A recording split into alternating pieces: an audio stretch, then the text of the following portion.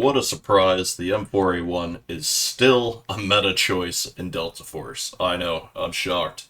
I'm sure you guys are shocked. I feel like it's gonna get even more popular again with the stability recoil reduction nerfs. It's a lot harder to use some guns that have actual recoil, so I feel like a lot of players are gonna steer back to the M4 due to its versatility. It's just smooth at every single distance.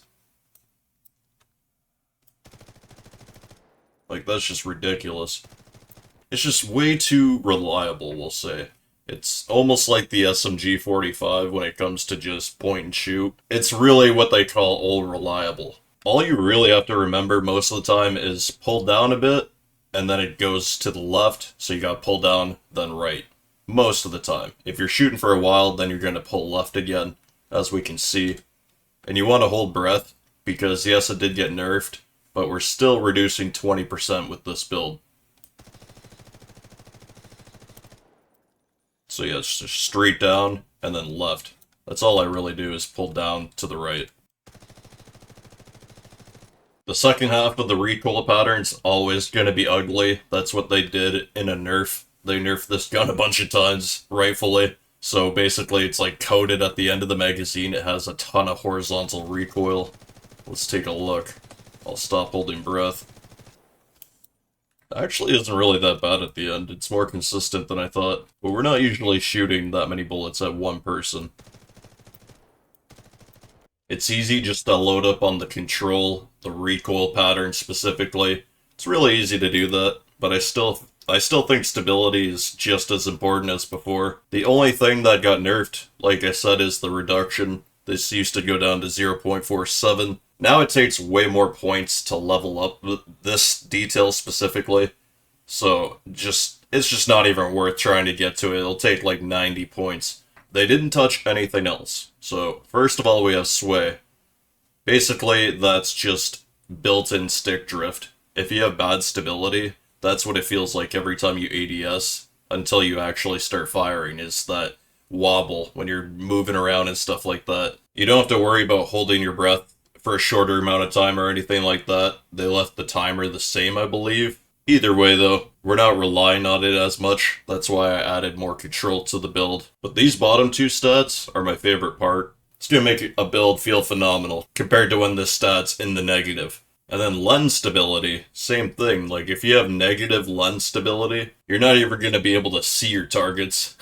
Your screen's gonna be shaking so much. It's just important to me that this is clear in a game where you already have so much going on your screen. Explosions, all the debris, all the spam. Our ADS speed is more like 372 milliseconds. As long as you leave the laser on, just don't turn it off, or it will be 402 milliseconds, along with these other stats. So it's going to feel faster than what you see here. That's the only thing that lies when it comes to details, is the laser. Everything else, like calibrations and effects, will show up here, or anywhere in the details. And then last but not least, you gotta make sure your firing stability is in check. I had it lower, but since we had to prioritize more raw recoil this season, that's why it's up to 0.85, but still pretty good considering we have that 60 round extended mag. That's the best part of the build, right? So I got the max mag on this. This gun shoots so fast, and once you get used to it, it's hard to go back to the 45. So it's pretty much just an update from the last builds that I've done before in the past. It's just more optimized for the season. First of all, we have the Gabriel long barrel combo, max range of muzzle velocity, set these to the right to do so, and to get some firing stability. All the patches and rails that we get from this, we're just using it for handling. We just need it really badly, and it's just a free way to get some. Then to save even more handling, we use this flash hider to gain all these benefits without losing any. This really ties into the whole stability and like not just worrying about recoil pattern thing. These benefits are just so good when it comes to actually fighting people close to medium range, where you don't even really need these recoil reduction pieces in my opinion. And a lot of the time I will put a recoil reduction piece on, and I'll favor this. And then the multi-caliber suppressor is also another one of my favorites. It's got the most firing stability out of these pieces. So I went with this 60 round extended mag over the drum mag so that I could get more handling out of it. This extended mag is really good to pair with the prism because this gives you that firing camera stability back. This is the only thing we can't really find in the details or anywhere. You just kind of have to feel it out for yourself. But anyways, this gives you more than you lose from the mag, so this is perfect. I put on ADS speed because this only affects the pattern specifically, and then stability when moving, of course. Put any one you want. Imagine we could pick this orange, that'd be cool. Now we have the MOE rear grip, just a perfect balance. It could use a little bit more handling, but other than that, it's perfect. Then we have stability, once again, to the right. You guys know why. We got the M16 stable stock back in action. This thing is just a pure chunk of control, because you get this, and then the pad on top, and you can calibrate both of them. Not only can you calibrate its extra control, but you're only losing sway. Since we actually invested in stability though, you will not feel this whatsoever. I leave these bottom bars empty, or in the middle, sorry, because both of these are very important. This only affects your ADS speed. I know what it says.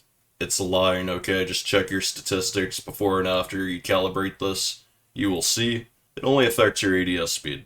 And since I want both of these things, I've always been through this in the past. I always end up leaving this right in the middle for these pieces. Just a coincidence, but it always ends up working out that way. Boom, we got two of those. Because, yep, we get two calibrations for one piece. We love it. And that's why the M4 is especially broken. Now we have the multi-purpose tactical riser. I sacrificed some of this stat because, yes, we had to throw on more control piece. Well, I was going to say pieces, but it was just one piece change, really. I wanted to fit this on, and when I tested it, it just feels like organically better. Not statistically, but actually using it in-game. It feels really good with these risers on it. Better than I remember. So we have both of them, costing us a lot of it, but whatever. And then this is where I put the laser. Like I said, leave it on. You won't feel the -4. So the real pros, they actually go no sight with this. This is very beneficial for just really making sure you take advantage of your senses. You really got to just make sure that you're capitalizing on your awareness. I remember this being a little worse. We can actually kind of see the targets, so this is actually not really helping us here. So on my panoramic red dot sight, I just set it for calibration's default zoom, and then eye relief is how close you are to the sight. When you set it all the way to the left, you're going to see less of your gun model, and you're going to be closer to it. Hope you guys enjoy this gameplay. We were outnumbered by a little bit, but it was enough, you know? A little painful, but it was a good gameplay nonetheless. Hope you guys enjoy. Be sure to join the Discord for early and updated builds, and I will see you in the next video. Peace out.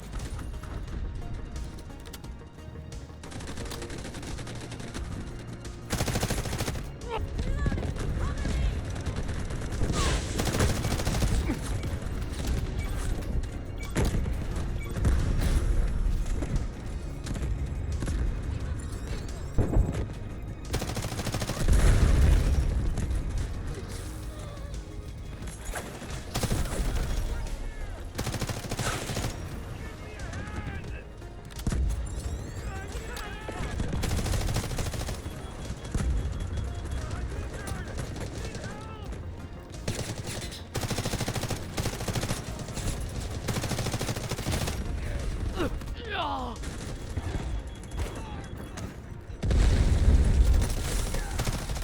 down!